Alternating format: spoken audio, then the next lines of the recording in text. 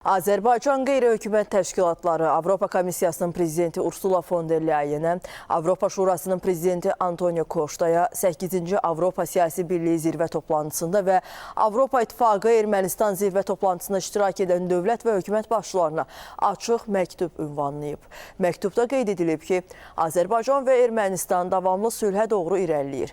QHT-lər Avropa liderlərini Azərbaycanla Ermənistan arasında sülh və normallaşma prosesini dəstəkləməyə, eyni zamanda Azərbaycanın üzləşdiyi itkin düşmüş şəxslər və mina kimi humanitar problemlərə diqqət yetirməyə çağırıb. Bildirilib ki, 30 ildən artıqdır ki, Ermənistan bu şəxslərin taleyi və kütləvi məzarlıqların yerləri barədə məlumat vermir.